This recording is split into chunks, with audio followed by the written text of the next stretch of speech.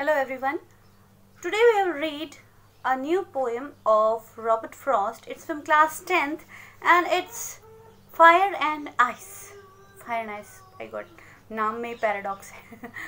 Okay. So in this poem, poet is of a view. It is written by Robert Frost. Robert Frost basically is a nature poet, and in this poem he is of a view that someday the world has to be end. And there were two reasons of ending this world, and that would be, first reason would be fire and another reason is ice. And here we have some symbols are used. Fire is a symbol of, fire here stands for greed, avarice and lust. Greed, लालच, कोई चीज़ पाना चाहते हैं. Avarice, बहुत ज़्यादा पैसा कमाने की इच्छा. Lust, किसी चीज़ को पाने की जो डिज़ायर होती है, थोड़ा सा गंदी वाली जो डिज़ायर, उसको बोलते हैं lust. And fire stands for coldness, rigidity, cruelty, conflict, fury, intolerance and indifference. Ice वही सिंबलाइज करता है कि वो, हम कोल्ड किस चीज़ को कहते हैं, कोल्ड वॉर क्या होता है जो दिमाग में चलता रहता है ना. कोल्ड मतलब बाहर से तो सब अच्छा दिख रहा है लेकिन अंदर किसी के बहुत ज़्यादा बुराई भरी हुई है, किसी के लिए बहुत नेगेटिविटी भरी हुई है, उस चीज़ को हम आइस समझ सकते हैं यहाँ पे. तो पोएट यहाँ कहता है, सीधा पोएम पे आते हैं हम. पोएट कहना चाह रहा है कि दो कारण हो सकते हैं जिनसे दुनिया ख़त्म होगी. पहला कारण होगा आइस, और फायर तो है ही है, और दूसरा कारण होगा आइस. एक और सेंटेंस है जो यहाँ पे इम्पॉर्टेंट है इस पोएम में, सेकेंड लास्ट सेंटेंस है, but if it has to perish twice. तो यहाँ पर एक थोड़ा सा पैराडॉक्स आ जाता है, एक लिटरेरी टर्म. पैराडॉक्स क्यों है इस लाइन में? क्योंकि कोई भी चीज़ जो है दो बार नहीं मरती. If it has to perish twice, तो ट्वाइस कोई भी चीज़ दो बार नहीं मर सकती, एक बार ही मरती है कोई चीज़, है ना. तो इस वजह से यहाँ इस लाइन में पैराडॉक्स है. And this line is used figuratively to demonstrate that desire is equally as harmful as hatred. और जितनी नफरत यहाँ पे फायर सिंबलाइज करती है ना, और कोल्डनेस वो अंदर वाला जो खराब वाली फीलिंग है वो. तो किसी के लिए नफरत जितनी हार्मफुल है उतनी ही जो डिज़ायर होती है किसी चीज़ को पाने की वो भी हार्मफुल है. तो अब हम सीधा इस पोएम पर आते हैं. Some say the world will end in fire, some say in ice. कुछ लोग कहते हैं कि जो वर्ल्ड है वो फायर से एंड होगी, और कुछ कहते हैं कि आइस से एंड होगी. From what I have tasted of desire. Now this line means that कि मेरी डिज़ायर में, मेरी हिसाब से पहला तो मैं चूज़ करूँगा मैं किसके फेवर में हूँ, मैं उसके फेवर में हूँ जो फायर की फेवर में है. जो भी लोग कह रहे हैं कि फायर से हमारी जो दुनिया है वो ख़त्म होगी, मैं उनके फेवर में हूँ. I hold with those who favour fire. So I think समझ में आ गया होगा. Some say world will end in fire, some say in ice, but what I have tasted of desire, I hold with those who favor fire.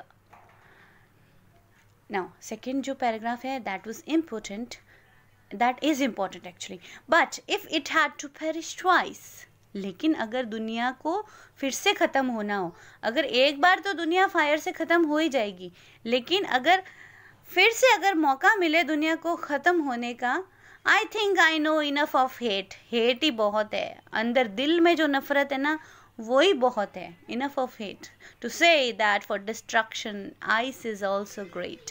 तो इसलिए ice जो symbolise करती है hatred, insensitivity, cruelty, conflict, fury, ये सब symbolize करती है ice. ठीक है.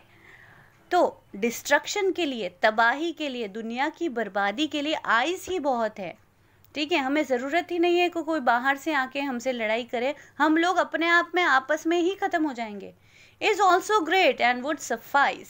तो आइस भी अच्छा ऑप्शन है और ये ही सफाइस है, सफिशिएंट है. Suffice means sufficient, that's enough. Okay. So I think you got the poem. बस यही है कि दो चीज़ें ही हैं जो दुनिया को तबाह कर सकती है, वो है फायर और ice.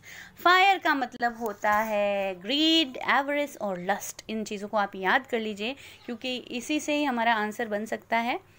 So fire stands for greed, avarice and lust.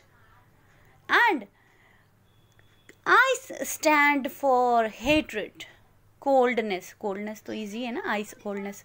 Insensitivity, rigidity, cruelty, conflict and fury, intolerance, indifference. असहनशीलता, क्रोध, गुस्सा आना, अंतर्द्वंद, अपने मन में किसी के लिए बुरा बुरा सोचना, अपने मन में कठोर रहना, मतलब सेंसिटिव नहीं होना, इनसेंसिटिविटी हो गया. ठीक है, तो आई होप ये पोएम आपको समझ में आ गई होगी. अब हम बात करते हैं इसकी राइम स्कीम की. राइम स्कीम बहुत अच्छी है इसकी. यहाँ कैसे बनती है राइम स्कीम, हम हर पोएम का लास्ट वर्ड देखते हैं. ठीक है, हर लाइन का लास्ट वर्ड. यहाँ पे फर्स्ट वर्ड था, फर्स्ट लाइन का लास्ट वर्ड है फायर, सेकेंड लाइन में आइस. तो फायर और आइस बिल्कुल राइम नहीं कर रहे हैं, तो फायर को हम ए मानते हैं, आइस को हम बी मानते हैं. फिर डिज़ायर फायर. अच्छा, desire fire, fire first line में भी फायर. तो क्या राइम स्कीम बन गई फर्स्ट स्टेंजा की, A B C C. Fire ice desire fire. तो डिज़ायर फायर तो एक जैसे कर रहे हैं राइम, इसलिए वो सारे A. So rhyme scheme would be A B A. ठीक है, सेकेंड पैराग्राफ देखते हैं हम. Twice hate ice great suffice. Last words consider किए हैं मैंने पोएम के. ट्वाइस हेट आइस, तो ट्वाइस अलग था, हेट अलग था. अगर पूरी पोएम की एक साथ पूछी जाए तो हम ट्वाइस और आइस जो हमने बी माना था, तो ट्वाइस बी, हेट अलग ही आ गया तो इसको हम सी कर देंगे. ट्वाइस, देन हेट सी, देन अगेन आइस, तो वो फिर से हो गया बी. देन ग्रेट हेट एक जैसे हैं इसलिए सी सी.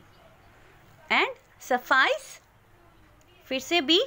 तो सेकेंड स्टेंजा की राइम स्कीम हो जाती है ट्वाइस, इसको हमने आइस से मान लिया था ना जो ऊपर वाले पैराग्राफ में था. So twice ice.